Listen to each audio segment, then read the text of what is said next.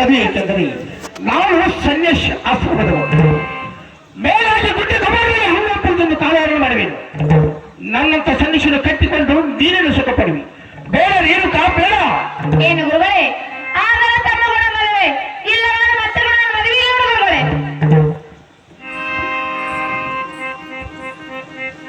ರೇಣುಕಾ ಗುರುಗಳೇ ಸ್ವಲ್ಪ ವಿಚಾರ ಮಾಡಿ ನೋಡುವಂತವರಾಗು. ಹಿಂದೆ ನೋಡಿದರೆ 6 ಹೊರತಾರೆ, ಮುಂದೆ ನೋಡಿದರೆ 3 ಹೊರತಾರೆ. ಎರಡು ಮಧ್ಯದಲ್ಲಿ ಭೂಮಿ ಸುಳಿಯುವರು ಏನಪ್ಪಾ? ಭೂಮಿ ಸುಳಿಯುವರು. ನೋಡು ರೇಣುಕಾ, ಅಲ್ಲಿ ನೋಡು, ಕಾಣುತ್ತಿರುವುದು ಹೂಣಾವತಿ ಪಟ್ಟಣ.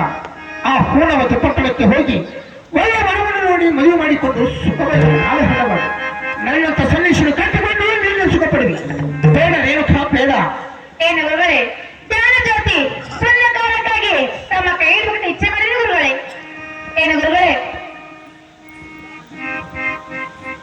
ರೇಣುಕಾ ಏನು ಗುರುಗಳೇ? ಈಗ ವೇದಾಂತವು ನನಗೆ ಬೇಕಾಗಿಲ್ಲ. ರೇಣುಕಾ ಗುರುಗಳೇ ತೋರುವ ಬೆಟ್ಟ ಕಣ್ಣಿಗೆ ನನ್ನಂತೆ. ಅದರ ಹತ್ತಿರ ಹೋಗಿ ನೋಡಿದಾಗ ಬರ್ತಾಗ ಅಲ್ಲಿ ಕಲ್ಲು ಮಣ್ಣು ಎಷ್ಟು ಇರಬೇಕು. ಹೌದು ಗುರುಗಳೇ. ರೇಣುಕಾ ಗುರುಗಳೇ ನೀನು ಸುಖದ ಸಂಪತ್ತಿನ ಲಕ್ಕು ನನ್ನ ಮಾಡುತ್ತಿರುವ ಹೆಣ್ಣು ಮಗಳು. ಹೌದು ಗುರುಗಳೇ. ನಾನು ಅಡವಿ ಅಡಗದಲ್ಲಿ ಗಟ್ಟು ಗಳಿಸಿಕೊಂಡು ಕಾಲ ಹೊರ ಮಾಡುವೆ. ಹೌದು ಗುರುಗಳೇ. ನನ್ನಂತ ಸನ್ನಿಶನ್ನು ಕಟ್ಟಿಕೊಂಡು ನೀನು ಸುಖ ಪಡುವಿ.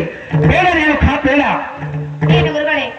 ಆದರೆ ತಮ್ಮ ಗುಣ ಮದುವೆ ಇಲ್ಲವಾದ ಮತ್ತೆ ಮದುವೆ ಇಲ್ಲ ಗುರುಗಳೇ. ರೇಣುಕಾ ಗುರುಗಳೇ ಬೆಂಕಿ ಕೂಡ ಸರಸವಾಗಿ ಅಷ್ಟೊಂದು ಒಳ್ಳೆಯದಲ್ಲ. ನೋಡು ರೇಣುಕಾ, ನೀನು ನನ್ನ ಕೂಡ ಮದುವೆ ಆಗಬೇಕಾದರೆ ಈ ನನ್ನ ಪ್ರತಿಯಾಗಿ ರೂಪ ಗಟ್ಟಿಯಾಗಿರ್ಬೇಕು. ಗಟ್ಟಿ ಹೇಗೆ ಗುರುಗಳೇ? ಅದು ಹೇಗೆಂದರೆ ಕಾಮ, ಕಾಮ, ಕ್ರೋಧ, ಕ್ರೋಧ, ಲೋಭ, ಲೋಭ, ಮೋಹ, ಮೋಹ, ಹಣವಷ್ಟು ಮಾಡಬೇಕು.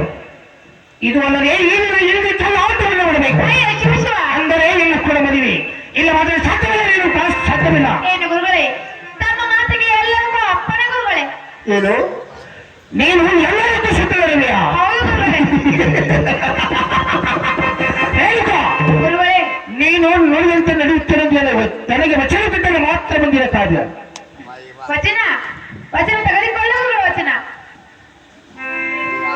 ನೋಡ ರೇಣುಕಾ, ಗುರುಗಳೇ ವಚನ ಕೊಟ್ಟ ಪ್ರಕಾರ ವಚನಕ್ಕೆ ತಪ್ಪಿಲ್ಲದೆ ಮುಂದೆ ಒಂದು ದಿವಸ ಶಿಕ್ಷೆ ಅನುಭವಿಸಬೇಕಾದಿತ್ತು ಲಕ್ಷಣಗಳಲ್ಲಿ. ಗುರುಗಳೇ ತಮ್ಮ ಮಾತಿಗೆ ಎಲ್ಲರಿಗೂ ಅಪ್ಪಣೆ ಗುರುಗಳೇ. ಹಾಗಲಿ ನಿನ್ನ ಇಚ್ಛೆಯಂತೆ. ಆಗಲೇ ಗುರುಗಳೇ. ರೇಣುಕರಾಜ ರೇಣುಕರಾಜ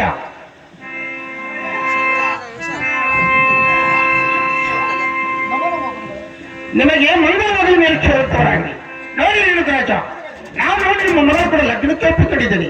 ಲಗ್ನದ ಸಿದ್ಧತೆಯನ್ನು ಬರಮಾಡಿಕೊಳ್ಳಿ. ಆಗಲಿ ಗುರುದೇವ, ನಮ್ಮ ಇಚ್ಛೆ ಪ್ರಕಾರ ಮಾಡಿ ಈ ಲಗ್ನಕ್ಕೆ ಆಗಲಿ. ನೀವಿನ್ನು ಹೊಯ್ಯುವಂತರಾಗಿ